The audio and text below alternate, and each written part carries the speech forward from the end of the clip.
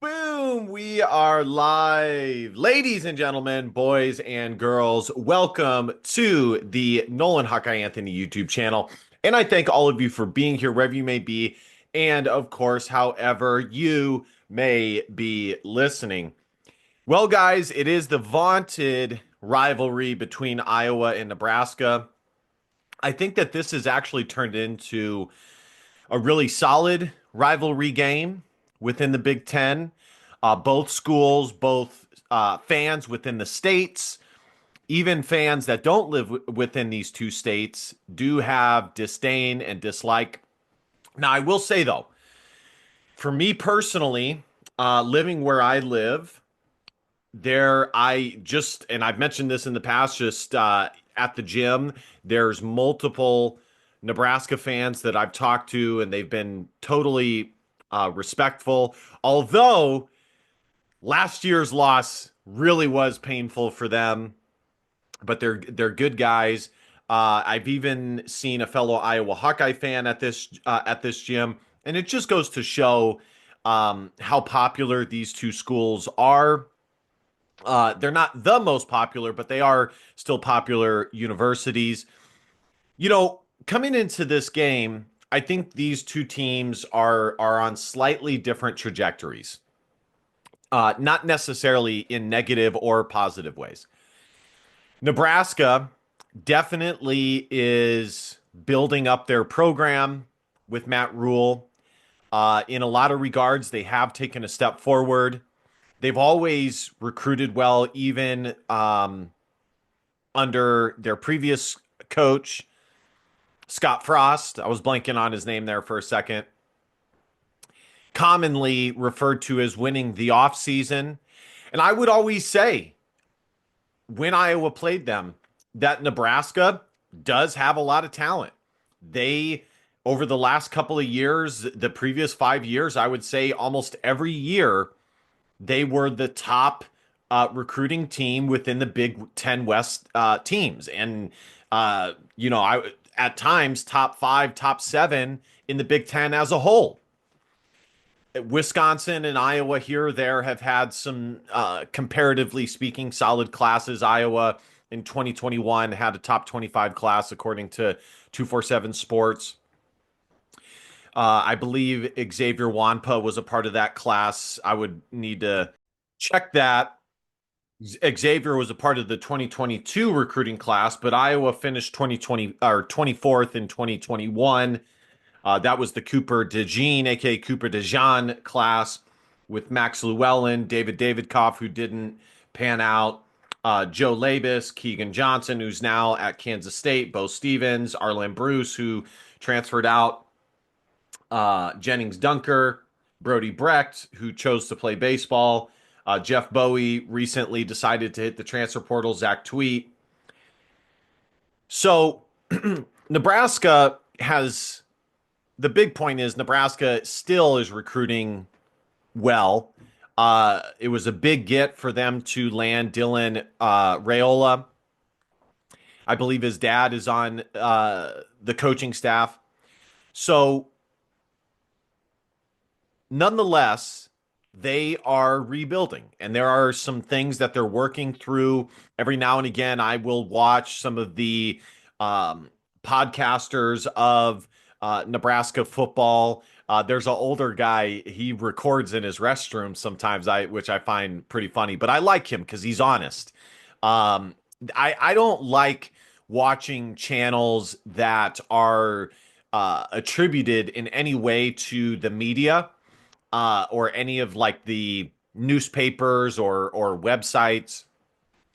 Anybody who has direct access to the coaching staff, uh, I don't love listening to, because I think that their opinions tend to be biased and filtered. So I'll check in every now and again and see how they're doing. It sounds like, there's some things with the offense that need improvement. Dylan Raiola has kind of had an up and down season. Um, but they're still working through some things. And I think most Nebraska fans would consider this season a slight step forward. Not a major one, but a slight one. Now, if they can beat Iowa that might change kind of the overall assessment. For Iowa, this season had major expectations. A lot of people thought that the schedule was a forgiving schedule. I think it ended up, and I've detailed this in Facebook posts and talked about it on my channel here, that the schedule was actually a lot more difficult than people expected. I mean, the strength of schedule is top 25. Um, but the talent level that this Iowa team, having the most returning starters in the Big Ten, led to high expectations. And I still hold that those expectations were valid. And in my final analysis of this season for Iowa, that is going to play a big factor. And I continue to believe that this season, when all is said and done, this season is going to be looked at as the season that could have been for the Iowa Hawkeyes. Just to keep it short and sweet, Iowa's unwavering loyalty to quarterback, I think, led to that. Defensive woes on the road, slight inconsistencies, a slight step back with the defense kind of led to that as well. But every single victory that Iowa has had this year has been dominant blowout victories. And so ultimately, it will be the season that could have been. Caleb Johnson had a historic season for Iowa. He broke the season rushing record with a game to go, possibly even 2 games to go, which is awesome. Lastly, before we get into the analysis, I've done this for almost every video this year for the previews, game previews. Obviously, I am an Iowa Hawkeye fan, and I'm coming at this from that perspective. But most of what I discuss is just going to be the numbers, pure and simple, which the numbers don't lie, they are unbiased. Um, but my analysis at the end and my prediction, of course, comes from my perspective as an Iowa fan with the added numbers as well. Be sure to hit that subscribe button, like, comment. Let's get this channel to 2,000 subscribers. And it has to be said, especially for a video like this, because I know from previous experience, there's going to be Nebraska fans that are in the comment section. Nebraska fans, Ohio State fans, Michigan fans, they always show out strong. So I just wanted to give that prelude. And without further ado, let's get into this. And by the way, guys, let me know exactly what you guys think in the comment section. Liking, disliking comments, they all help the video in the algorithm. So, I just ask that you keep it constructive and have actual evidence to whatever argument or comment that you would like to make, and I will engage with it. I try to be a free speech absolutist, but at the same time, if I think it's a silly, non-informative, non-important comment, comparatively speaking, then I likely won't engage. But all right, here is the preview on ESPN. Iowa comes into this game as a 5-point favorite. This is a home game. Last year, Iowa won in stunning fashion. I remember exactly where I was. I went to go get some sushi. I thought the game was over. I had the game playing on my phone on, like one of those YouTube channels that records the videos. And I also had a Nebraska fan site. They were doing a watch along with the video. And of course, Phil Parker drew up a magnificent call. I would need a refresher to see what happened before this to lead up to it. But suffice it to say, Ethan Herkett, defensive end, was in soft coverage. He dropped back instead. He kind of did a stunt instead of pass rushing or rushing the quarterback. And of course, quarterback for Nebraska threw it right to him. It stunned the announcers. And even to me, it was stunning because even though he did drop back, it's like, how did you not see him? But that is what kind of game management is all about from the coaches. Seeing something on tape that you think you can take advantage of. And the Iowa coaching staff drew that up. They thought that they could take advantage of it. Maybe Nebraska's quarterback at the time, I think it was Harburg or Heinrich. Maybe they're the same guy. Uh, maybe they're too robotic and just kind of robotically go through their checks. I don't know. Whatever the case may be, the interception happened. Field goal was drilled. Game over. Hawks won. I mean, it was a crazy, crazy game. Actually, guys, I went back and watched the highlights. It was less than 2 minutes to go. Iowa had the ball. They failed to, well, actually, Nebraska had the ball, and Purdy was the quarterback, Brock Purdy's brother. Uh, Iowa gets a stop. They get the ball back. Deacon Hill throws a stupid interception into double coverage. Nebraska had great field position. They did have a hold that was a stupid hold, quite frankly, a needless hold, as the return guy really didn't get a ton after that. And even the announcers were like, nobody's worse at blocking than defensive players. And Ethan Herkett dropped back. He stunted. He went into the middle of the field, got the INT. And again, like I said, the announcers were like, he didn't see him. They didn't expect him to drop, or what was it? It was they were I mean, they were just beyond themselves, mystified, as it were. And then LaShawn Williams got through on a first down run. Deacon Hill did a kneel in the center of the pitch, and Iowa put in their backup kicker, who I think was a senior, as Drew Stevens was having some confidence issues, and drilled it. Hawks win 13-10. By the way, the interception Deacon Hill threw was totally ridiculous route. I'm so happy Brian Ferentz is gone. Literally, they had two guys, tight end and slot receiver Nico Regani, aka Nico Ragaini, aka Nico Regini, running the same exact route into three defenders for Nebraska. I mean, they were like right next to each other. Stupid, stupid routes. So that's how that game ended. Let's get back to this. Your boy gets sidetracked. ESPN Football Power Index gives Iowa 73.8% chance to win, and Nebraska 26% chance if they were to play 10 times.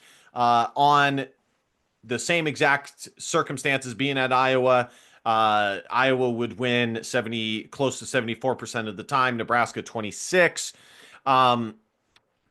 Passing yards. Rayola is coming into this game with 2,406 passing yards, 12 touchdowns, 10 INTs.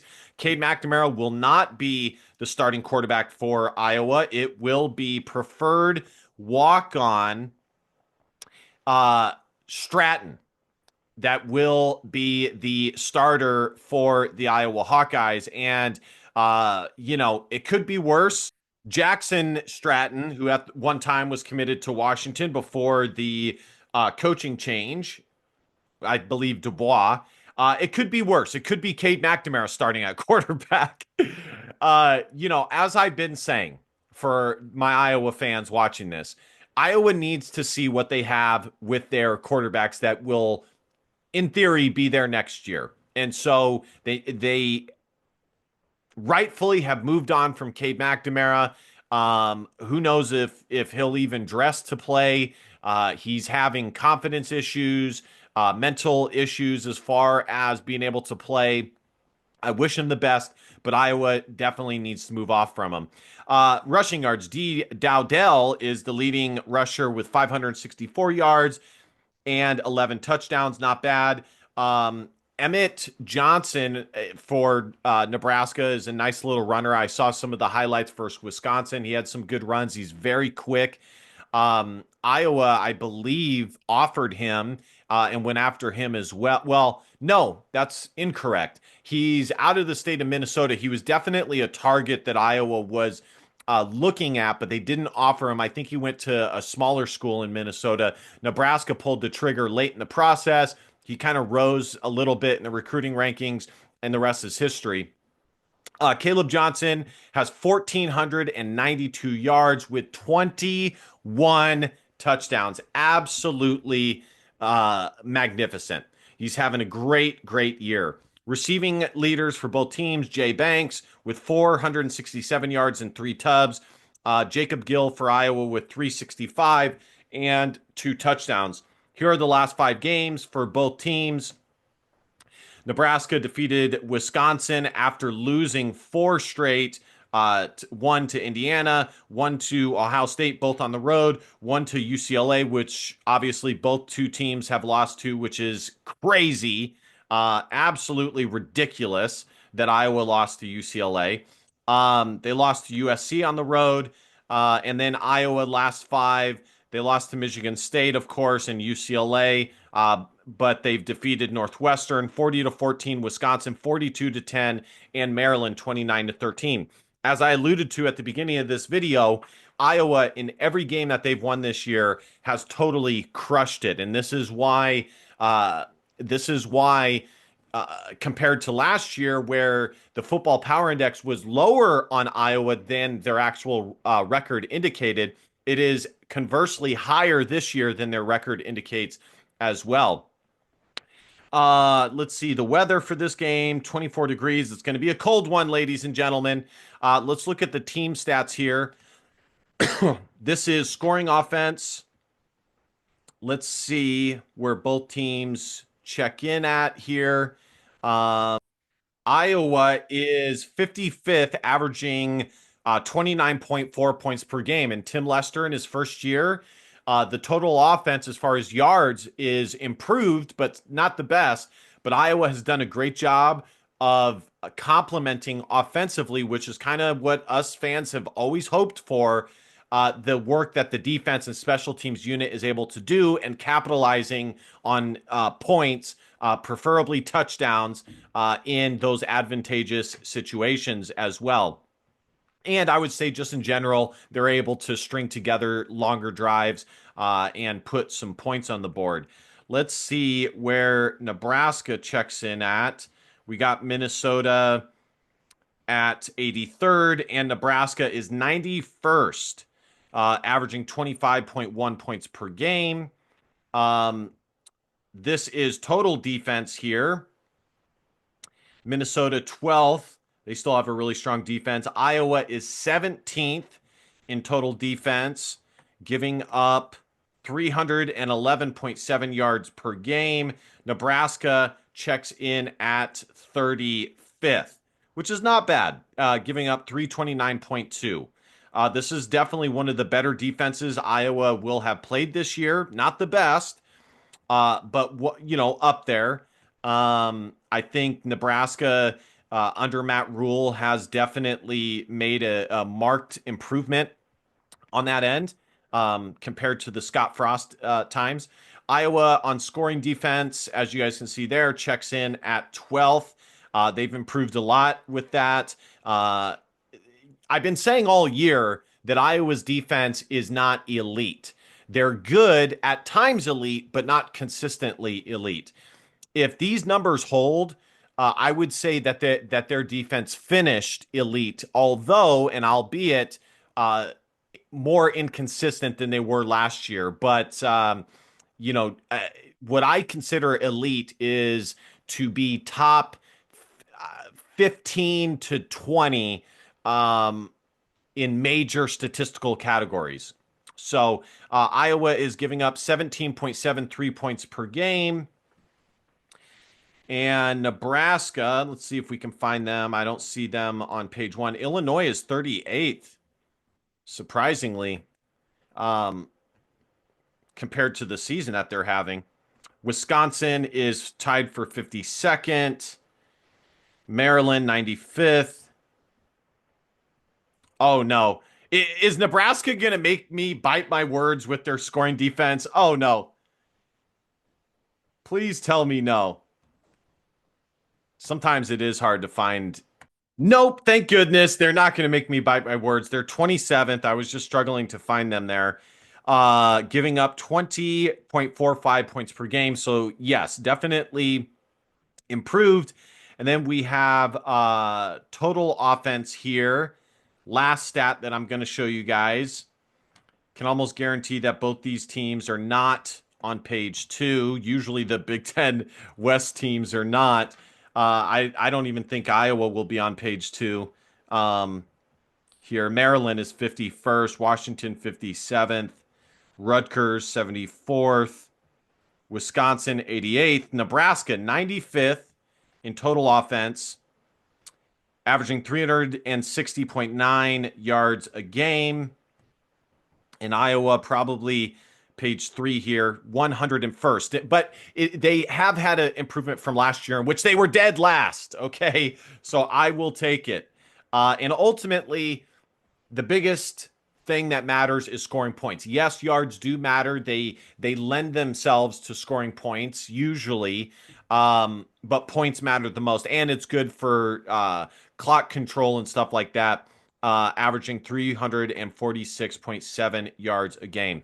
All right, guys, my final analysis for this game, it's a rivalry game. Nebraska is, I think, gonna really come into this game wanting this victory, wanting payback for last year. Iowa better be ready for that fight.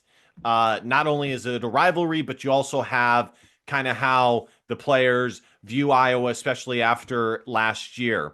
I do think that Iowa does have the better team this year as they did last year. But usually I say that Iowa has more talent when I give my analysis. I'm not sure, especially when playing Nebraska, that that is the case. I do think that Iowa probably has more guys this year that will be drafted than Nebraska. And that's been the case for the last couple of years, but Nebraska still does have talent. They still recruit well. Um, Developing that talent, that is something else. But they still have talent nonetheless. Dylan Raiola is a talented freshman.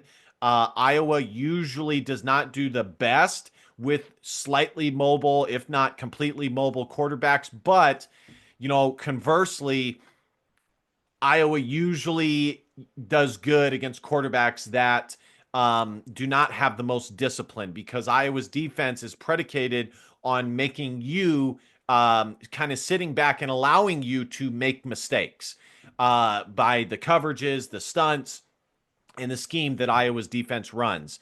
So that might be an advantage for Iowa, actually. Iowa's defense is solid. Nebraska is improved. Um, Ultimately, this game is going to come down to whether Iowa's offense can run the ball. If they can run the ball like they've been doing all year long, minus a few games, as their offensive line is a semifinalist for the Jim Moore Award, they should be able to come out of this game victorious. I think Nebraska, if they want to win this game, they're going to have to force Iowa into turnovers, make Jackson Stratton, a walk-on quarterback, uncomfortable. But the thing is, guys, is Iowa, unless they're like down by 20 points, they're not going to put the ball in his hands to win the football game. It's just not going to happen. It's going to be similar to what we have seen pretty much all year long from Iowa's quarterbacks, which is they pass the ball at most 20 to 25 times. But last week, I believe Jackson Stratton only threw the football 14 times. He was 10 of 14. Now, his QBR was one of the highest that any of the Iowa quarterbacks have had all year long, but still, the point remains unless Nebraska is able to get an early substantial lead, they're going to have to stop the run because that is what Iowa is going to go after and try and get established. Um, so turnovers and trying to get out to an early lead, which I think is going to be very difficult to do, especially considering this is going to be a home game for the Iowa Hawkeyes. I am going to pick the Iowa Hawkeyes to win this game. I'll go 25-15. Iowa has done a good job for much of the year getting close to the 30 point mark, if not beyond it. I don't know that they're going to be able to get there against Nebraska, as this is a rivalry game, and Nebraska does have a decent, I would say, above average defense. Unless Iowa is just able to run all over Nebraska, which might happen. Um, with the dual-headed monster of Caleb Johnson and Kamari Moulton. Um, but kind of what I'm predicting is good games from them, but not monstrous games. Sufficient games, but not monstrous games. So that's my prediction. I wouldn't be surprised if they can get there based off of what we've seen this year, but I don't. I would be. I think it's more likely that they hover between the 20 to 25 point mark. If Iowa can win this game and finish with 8 wins, it will be still considered a letdown season, but it won't be disastrous. It can always be worse. And yes, as fans, we do need to continue to hold Kirk and the coaching staff accountable because, you know, as Iowa fans, we need to continuously ask ourselves, much like a lot of these other programs, and I've listened to some of their podcasts, Wisconsin, a lot of these fan bases, they lean towards having high upside, low or yeah, high upside versus kind of this in between, not great, but average to good, which is kind of where Iowa's sweet spot is, average to good. But Iowa has the coaching staff, the talent to be great. And for much of the last 5 years, they've been close to it, if not being there. Maybe not offensively, but as a team, and their record indicates. So, you know, but it's vital regardless to win the rivalry games for recruiting and just to finish this season with pride and on a win streak. This season, as I said, if they can win, won't be a total disaster, but it still will be a letdown based off of preseason expectations. Let me know what you guys think. On the Nebraska side, if you guys can win, I think it'll be a huge step in your guys' development as a program under Matt Rule, and really be indicative of the direction that you guys are going. As you know, Iowa, Wisconsin, Nebraska, some of these teams, Illinois, are really jockeying in that middle to try and be at the top end, the top five, to get themselves into the top five. And of course, Iowa is hovering around that area. They're probably the closest to it outside of Illinois. But as of now, they're not quite there. Before I wrap this up, I just want to tell you guys what the standings are currently. So Iowa comes into this game 7-4, and Nebraska comes into this game. Let's see here. 6-5 with a 3-5 record in the Big Ten. So if they can go 4-5 in the Big Ten, that'll definitely be a step up. And if Iowa can win 6 games this year in the Big Ten, that will still be fairly solid. So anyways, guys, thank you guys so much for watching. Be sure to hit that subscribe button, like, comment, share. You guys know the drill. And last but not least, DBAP, don't be a pussy willow on facts or feelings, because your feelings just don't matter. I love you, Hawk fans. I hope you guys have a good rest of your week. See you guys next time. Go Hawks. Bye-bye.